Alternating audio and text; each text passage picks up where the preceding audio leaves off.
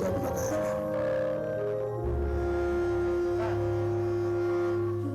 जीवनमा उकाली ओह्राली देउराली सबै आए।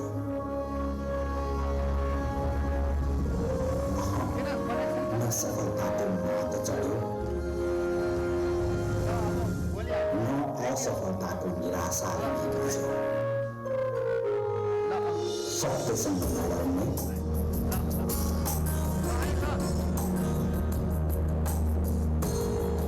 शक्तिसँग नझुक्ने प्रधानमन्त्री के Sharma Oli.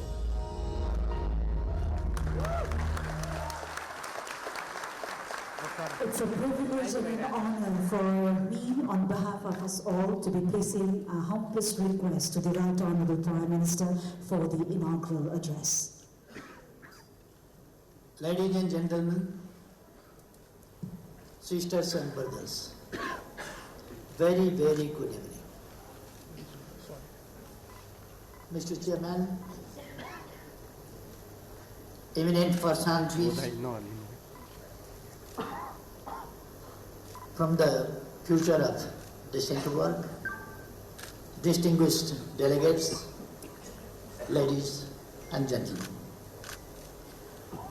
I welcome you all on behalf of the government and people of Nepal, as well as on my home, to this conference, and wish you a pleasant stay in this land of Sagarmatha, or Mount Everest, and Lord Buddha.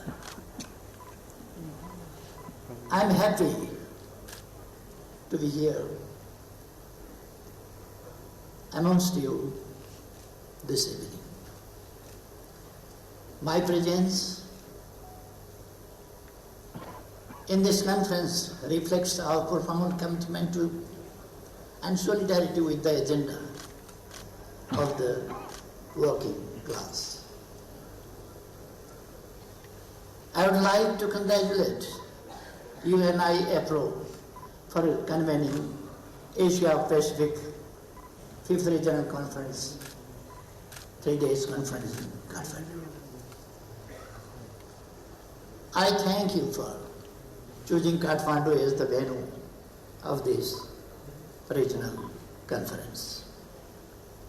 I feel delighted to find that the objectives and aspirations of the UNI global unions are close to the values that we share and endeavor to institutionalize in Nepal. I am happy to learn that the Women's and Youth's Conference of Uni Apro held in the past 2 days was very, very successful. Dear friends, Asia is rising, and I believe it is rising mainly due to its dividend in youthful population and the workers that shoulder the capacity to take us and our region at unprecedented level of global economy. The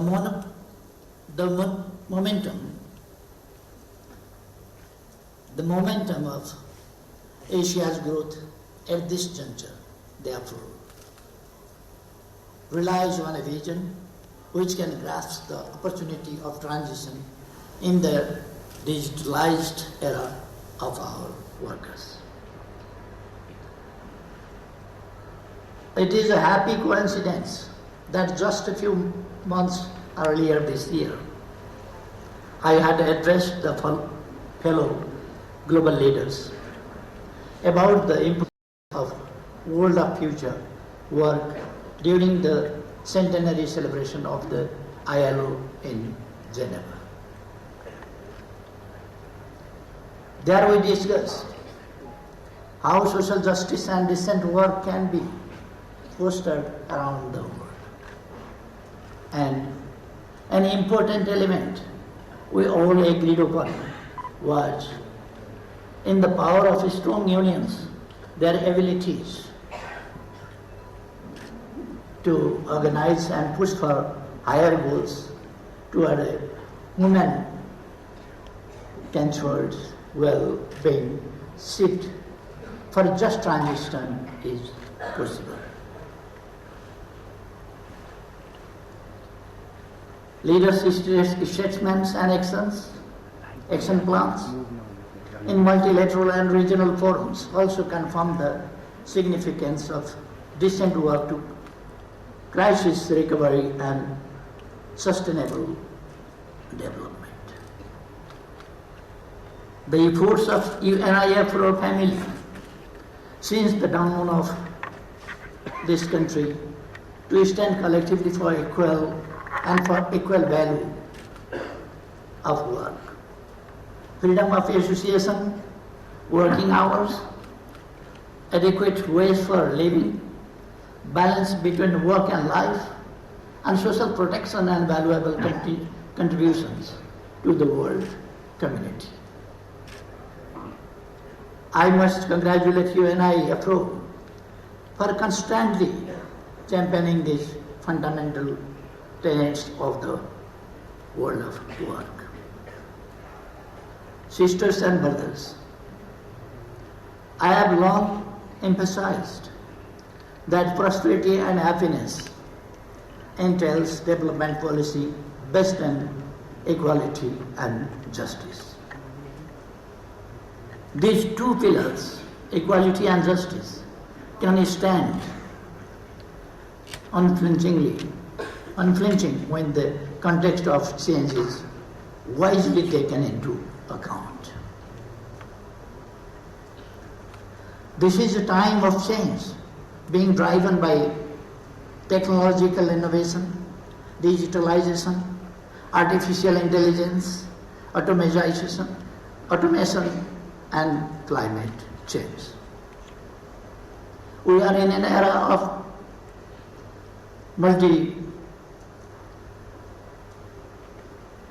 multi-dimensional transition.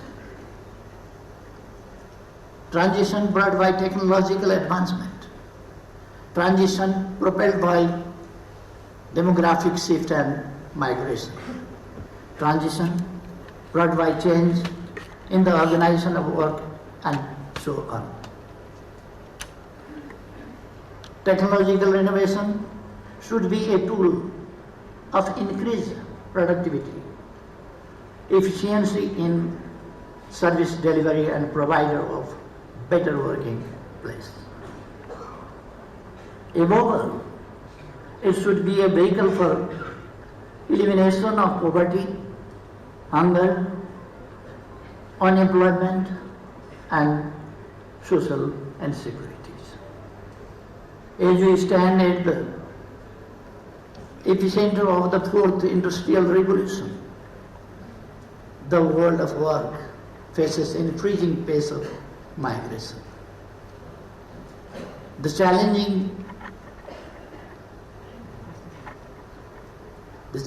dichotomy between the employment-seeking youth population of the struggling economies and demands the aging industrial countries needs to strike a right balance.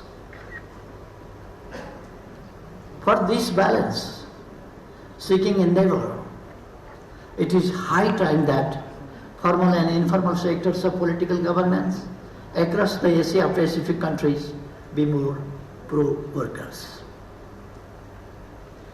Working people feel disoriented by the speed and nature of digitalization changes outpacing their skills. They are living the experience of falling wages and facing growing risks of work. Despite their longer hours of work, when rewards plummet, it is natural to cause them genuine anxiety over the injustice of the increasing inequalities.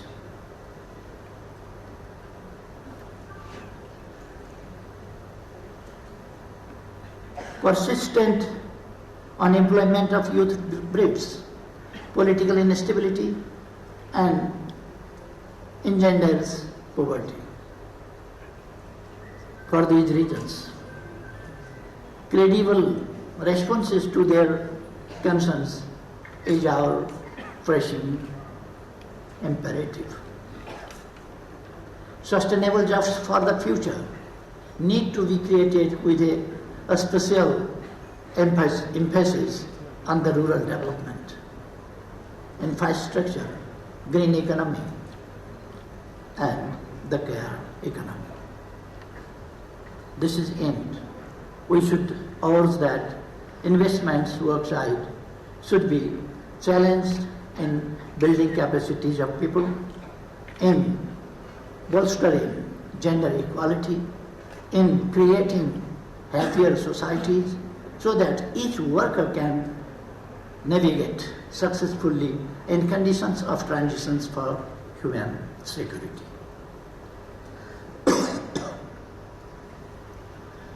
Given the challenges of the status of our region on the investment front, we need to be innovative to come up with novel advances to finance for development. Asia, a strength of approach of unity in diversity can step up in this regard. Nepal's own trajectory for its guarantee of the fundamental rights of workers is built upon unshakable foundations. Trade unions and professionals organizations have a great role to play in promoting the observance of minimum level standards in this age of disruptive transformation. In the absence of due attention to this, forced transition will incur massive social costs in the forms of job loss, unemployment, poverty, and political upheavals and social instability. Mr. Chair, our development efforts must encompass all dimensions of human well-being, should ensure sustainability of the planet, promote justice and welfare, and should not leave anyone behind in the process. For us, this represents true spirit of comprehensive democracy that we are endeavoring to practice in Nepal. Our idea of comprehensive democracy goes much beyond formal political process of party building, participation in electoral process, or enjoyment of the freedom of expression. It is about holistic empowerment of individuals in all dimensions: political, economic, social, and cultural. Democracy without economic rights and social justice remains incomplete. It is also about ensuring justice and opportunities for all to enable them enjoy prosperity in their own lifetime. Women's rights cannot find true meaning in the absence of freedom from poverty, access to equal opportunity, right to life, security, and dignity. They remain useless if a person remains hungry and homeless, which threatens his most fundamental or her most fundamental right, the right to life. Being cognizant of the fact, we in Nepal have crafted social security system to cover the entire cycle of human life. This is to ensure that no one dies due to lack of basic necessities such as food, clothing, medicine, and shelter. Our Constitution embodies, among other things, social justice, right against exploitation, rights to work, remuneration and social security, as well as right to trade union and bargain collectively.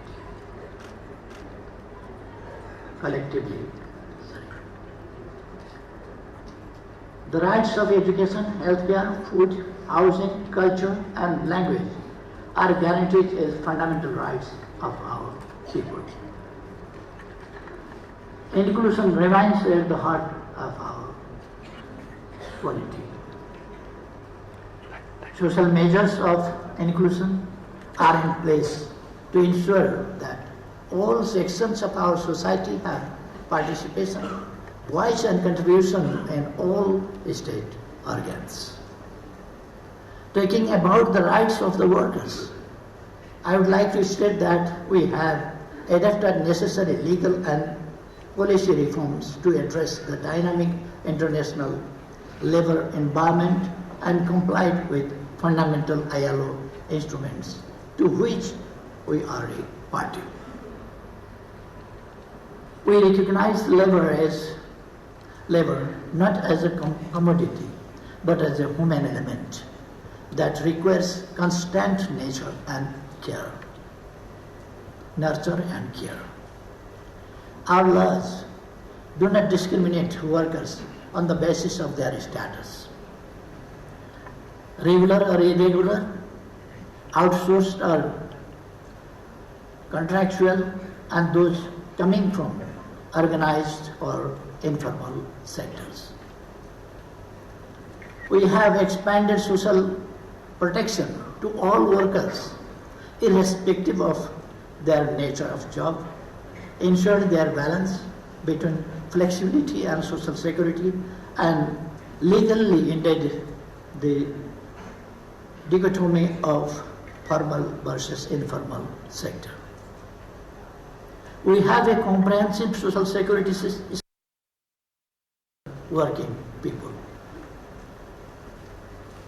This largest ever social security undertaking is being implemented with contribution from both the workers and employers. It covers benefits such as unemployment, maternity protection, Medicare, old age, accident, development, dependent family members, and disability. Nepal has been providing old age pension to the senior citizens for over 2 decades, and this now extends to single women and people from the marginalized in the form of monthly allowances. The Prime Minister Employment Program, launched since last fiscal year, aims at creating jobs, guaranteeing employment to every working age citizen, providing allowances in case of unemployment, promoting innovation, and entrepreneurship, reskilling, and upskilling of those in the job market. Nepali trade unions have established and practiced a unique example of unity in diversity. I feel proud to mention that many of our trade union leaders were the torchbearers for democratic struggle and people's rights in Nepal. It is on the basis of this legacy of the that I believe that soil here is fertile to bear fruits in great proportion for Uni Apro's Asia Pacific Regional Conference. Dear friends, as one of the major labor sending countries, as well as a country of destination, welfare, safety, and protection from exploitation of migrant workers remains an important priority for us. At the same time, we promote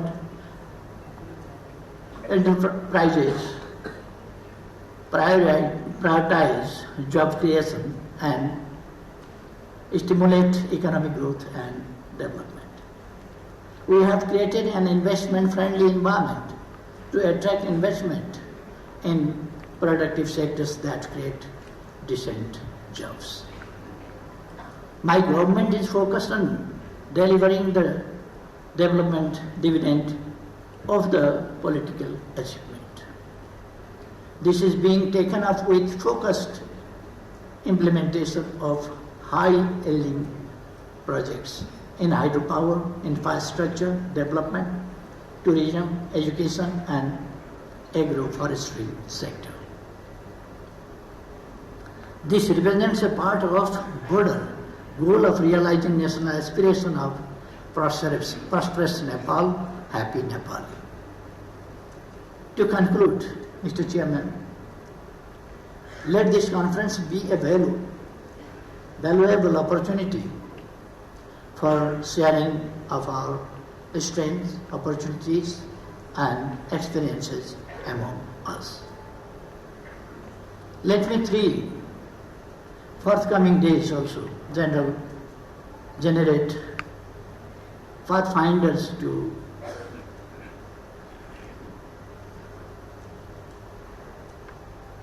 overcome our obstacles.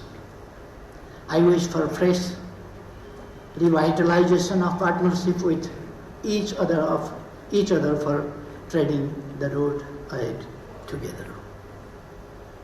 This can help us achieve the just transition for workers in the capacity changing, rapidly changing globalized and digitalized workplaces. I call upon all individuals present in the conference to redouble their efforts towards this goal. Finally, I would like to wish the very best for the success of this meeting to culminate productive Uni Apro in Brisbane, Australia, 2022. And the conclusions of this conference will be very much important for us, like guidelines to my government. I believe that, and with these words, again, I wish you all very good stay, pleasure to stay in Kathmandu, and success of this conference. Thank you very much for inviting me. Thank you so much. Thank you.